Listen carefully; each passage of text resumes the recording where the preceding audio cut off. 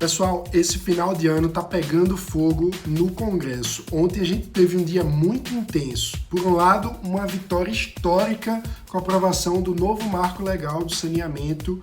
Por outro, a gente como país passou vergonha na Comissão de Educação da Câmara dos Deputados recebendo o ministro Abraham Weintraub.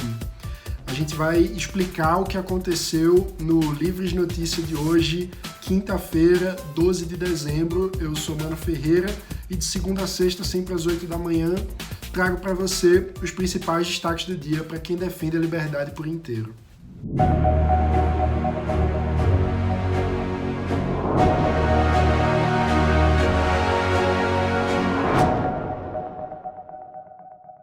Durante o ano inteiro, a gente repetiu um dado em todos os veículos de comunicação do Livres. Foi um dos principais temas da atuação do Livres ao longo de todo 2019. O fato de que metade dos brasileiros, 100 milhões de brasileiros, não têm acesso a saneamento básico e seguem em pleno século XXI obrigados a conviver com esgoto não tratado escorrendo na rua.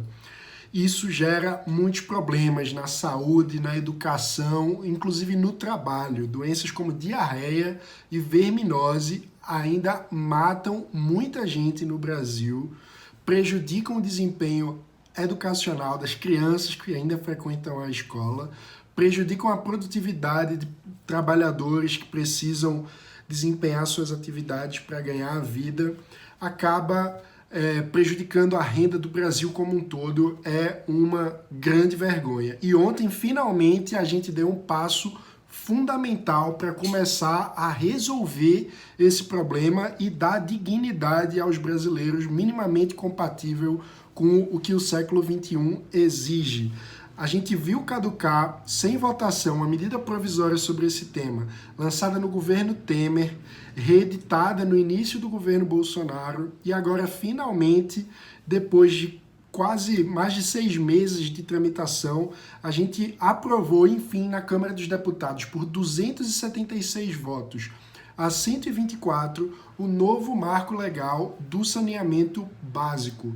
O projeto basicamente acaba com o monopólio das estatais do saneamento, que são ligadas aos governos estaduais e que tinham monopólio na prática, porque por inércia as prefeituras a quem cabe a competência por esse tipo de serviço simplesmente não faziam licitação, por inércia continuavam sempre sendo atendidas pelas estatais do saneamento, com algumas poucas exceções, como o caso de Niterói, que tem uma empresa privada cuidando desse setor e universalizou já o acesso. Na verdade, 99% da população de Niterói tem acesso a saneamento básico, esgoto tratado, enquanto metade do Brasil continua sem acesso. E agora, pelo novo marco legal do saneamento, as prefeituras vão ser obrigadas a fazer concorrência e ter abertura para empresas privadas participarem da licitação, estabelecendo metas para a universalização do serviço. Desde o início do ano, a bancada da Liberdade se empenhou intensamente pela aprovação desse projeto, que é um dos projetos mais importantes em termos de qualidade de vida, em termos de construir um Brasil com um mínimo de igualdade de oportunidades. E ontem, 2 associados discursaram no plenário. O Tiago Mitrô, que é deputado federal pelo Novo de Minas Gerais, e o Daniel Coelho, que é deputado federal e líder do Cidadania por Pernambuco. Vamos ver. O que nós estamos votando aqui não é somente um marco legal do saneamento básico. A gente está votando um marco histórico para o Brasil. Permitir com que o país saia do atraso e que a já denominada bancada do atraso, que fica falando contra o projeto, falando que está privatizando a água, falando desse monte de ilações, mas que não reconhece o problema gravíssimo de falta de água tratada, de coleta e tratamento de esgoto no Brasil. A gente, quando escuta esse debate, e escuta alguns aqui falando de que a aprovação do novo marco irá criar áreas de exclusão de saneamento básico no Brasil, parece que essas áreas hoje não existem. Nós temos hoje metade de um país que está vivendo dentro do esgoto, em decorrência do sistema atual. Eu estou vendo partidos que estão fazendo esse discurso demagogo e populista, que governam estados do Brasil e que não fizeram 1 metro de saneamento básico. Eu estou vendo aqui o PSB fazendo orientação populista em relação a esse tema. Governa Pernambuco há 20 anos e não resolveu o problema de saneamento. Deviam fazer o dever de casa para ter moral para falar desse assunto. Não tem moral para falar de saneamento porque nunca fizeram e nunca priorizaram. Nós temos que estabelecer meta, seja para o privado ou para o público. O que não pode é o povo ficar morando dentro do esgoto enquanto a gente escuta aqui esse discurso demagogo, populista e que defende o corporativismo. Essa é uma vitória fantástica para a sociedade brasileira e é, sem dúvidas, o primeiro passo para retirar 100 milhões de brasileiros do convívio diário com esgoto não tratado escorrendo no meio da rua e trazer o mínimo de dignidade compatível com o século XXI. Sem dúvidas, é um grande presente de Natal para trazer esperança para o país. E olha, esperança a gente precisa ter muito, porque às vezes a realidade política do Brasil dá um desespero. Ontem mais cedo, antes da votação no plenário do novo marco legal do saneamento, a Comissão de Educação da Câmara recebeu o ministro Abraham Weintraub, que deveria dar explicações sobre o seu trabalho à frente do MEC, além das polêmicas que ele continuamente cria, né? Uma delas, você deve lembrar, o ministro disse recentemente que as universidades brasileiras teriam extensivas plantações de maconha. Parece que ele gostou dessa teoria conspiratória que basta, enfim, ir até qualquer universidade. Você sabe que não tem plantações extensivas de maconha pelos campos, mas o ministro focou nisso em boa parte da sua fala ontem e disse até que teria provas e pesquisas, mas no fim tudo que ele apresentou foi, na verdade, um vídeo sensacionalista do jornalista Marcelo Rezende, já falecido em 2017. É isso mesmo, gente. O Brasil teve um resultado pífio no PISA, a gente já falou sobre isso aqui no Livros Notícia, e o ministro da Educação, quando vai prestar contas do seu trabalho na Comissão de Educação da Câmara dos Deputados, resolve fazer um showzinho com um vídeo sensacionalista de vários anos atrás, não é nenhuma coisa nova. A sessão foi presidida pelo nosso associado Pedro Cunha Lima, que é presidente da comissão. Foi tudo bem longo, teve muita baixaria, cenas que envergonham todo brasileiro, mas a gente vai ver agora um resumo do que aconteceu. As plantações são reflexo de um consumo exagerado, fora de controle de drogas nas faculdades. Isso eu tenho pesquisa e vou mostrar. Mas o problema não é a plantação em si, o problema é o que ela reflete. E o que eu quero para os meus filhos, que é uma boa formação, um ambiente seguro, um ambiente que eles possam se desenvolver, ir para uma universidade, uma faculdade e não terem contato com esse tipo de substância, esse tipo de ambiente, onde eles possam vir a serem dependentes químicos, eu não quero para o filho dos outros. A imagem que eu e você estamos vendo dá para aumentar o som? Do campus da Universidade de Brasília. Mais alto, por favor. São 2 estudantes de engenharia e tem um ex-estudante de administração. Vou repetir, é dentro da universidade, do campus da Universidade de Brasília. Pois bem, esses aqui, com mais outro, decidiram fazer um novo estudo do local. E o novo estudo do local, eles, nos últimos 3 meses, foi um estudo longo, que eles trabalharam muito, tiveram muito trabalho. Eles resolveram, o plano final, o projeto final, era plantar o campus inteiro de maconha. Ia ser assim, aquela beleza, tudo verde de maconha. Deram um pouco de azar que a polícia descobriu. Eu peço para levar com seriedade esse assunto, porque tem um monte de vidas que são destruídas com isso. Antes de fazer comentário engraçadinho, levar a sério. Eu não vim aqui para ficar com palhaçada. E os 39 quilos de cocaína, hein? E os 39 quilos de cocaína, hein? No grito, não. No grito, não. Nós paramos o tempo do ministro, deputado Éder, e a gente faz o apelo para que a gente tem a capacidade de demonstrar o máximo de respeito à educação para que cada um possa esperar o seu momento de fala. No grito, levantando, no berro, não vai funcionar. Não, mas o ministro quer fugir como das outras vezes? Novamente, deputada Edmilson, novamente. Bem, como você viu aí, o Pedro Cunha Lima precisou ter muita paciência e muito espírito democrático para conduzir essa sessão. A gente conversou com ele. Pedro, qual o seu sentimento depois de conduzir essa sessão da Comissão de Educação? Acho que é uma cena muito triste, né? Você passar mais de quase 8 horas num debate, numa reunião com o ministro, e quando você espreme de profundidade mesmo, tem muito pouco, quase nada, é só show político, é só ideologia, é só polarização, é só radicalização, num momento educacional extremamente desafiador, com um diagnóstico assim, alarmante, e a gente não consegue ter concentração e foco para falar de temas técnicos, né? Novo Fundeb, valorização do professor, atratividade da carreira do professor, formação do professor, implementação da base comum, falta de vaga na creche. Então, assim, é um acirramento político que vale mais do que a solução técnica da coisa. Então isso deprime, frustra, e a gente busca puxar o debate com serenidade, com equilíbrio, para o caminho que trará a solução do grave diagnóstico educacional brasileiro.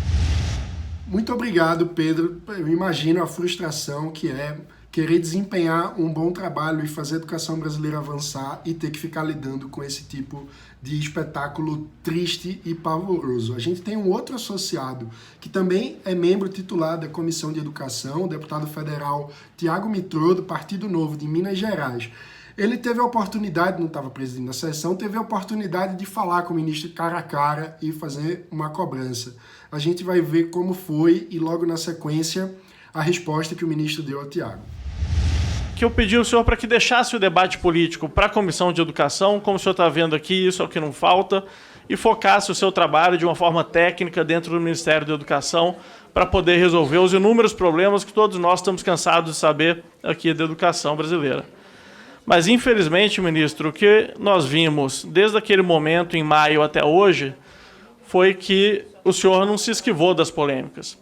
O senhor, pelo contrário, foi quem causou inúmeras polêmicas nas quais o Ministério da Educação e a educação brasileira hoje estão envolvidas.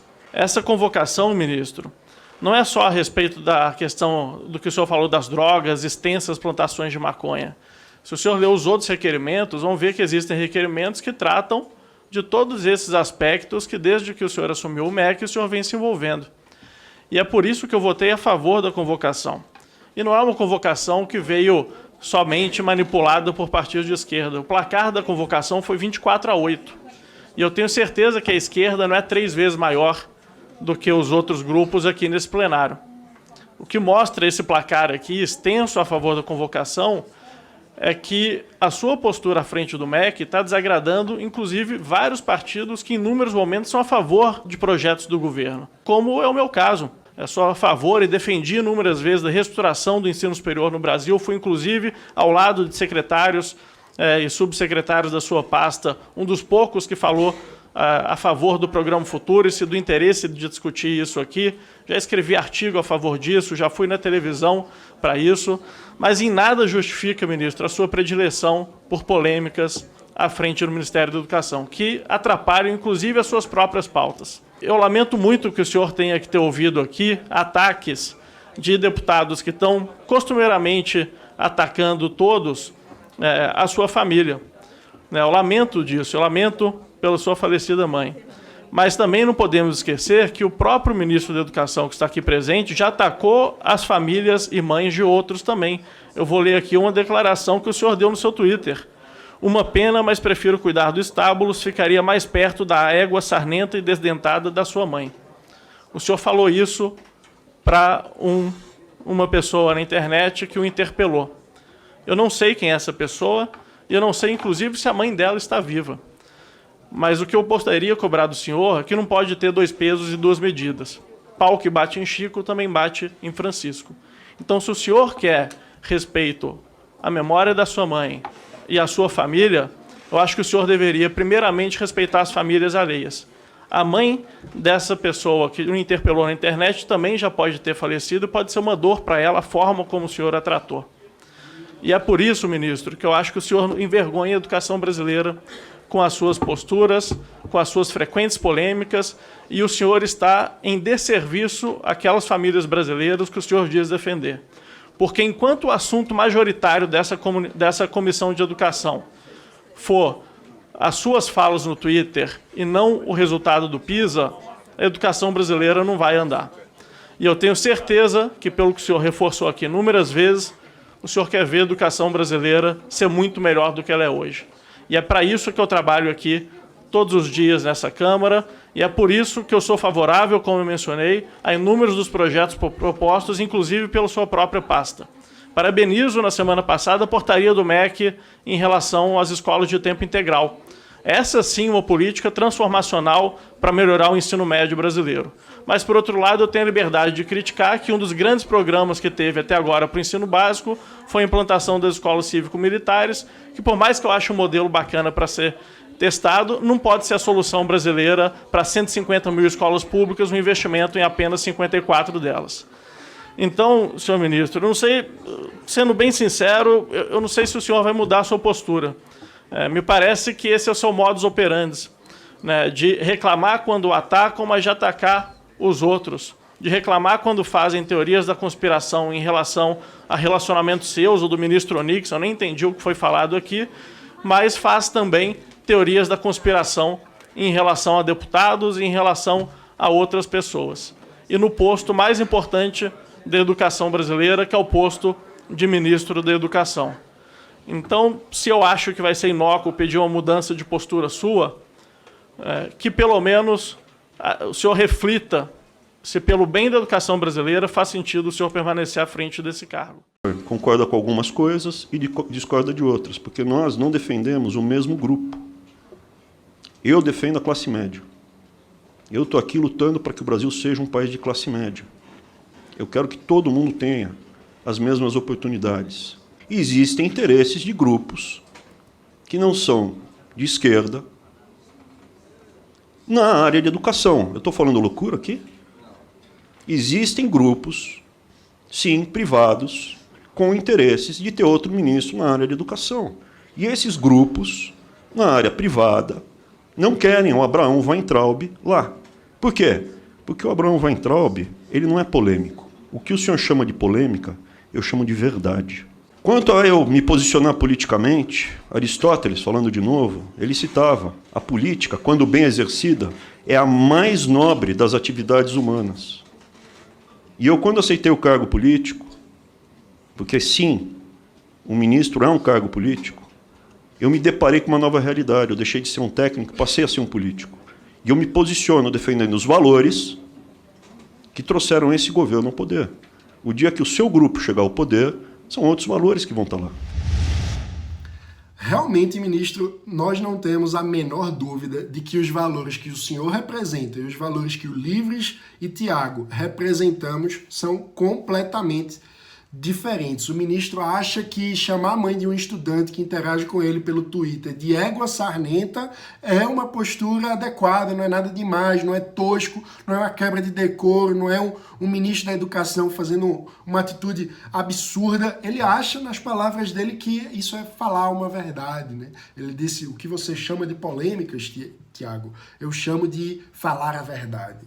Então, é isso que é falar a verdade? Depois ele diz: não, é que eu deixei de ser técnico, eu sou um político. Isso é a política que o senhor acredita, ministro? Certamente, esse tipo de política não vai ser capaz de resolver os problemas sérios, graves e complexos que a educação brasileira precisa enfrentar.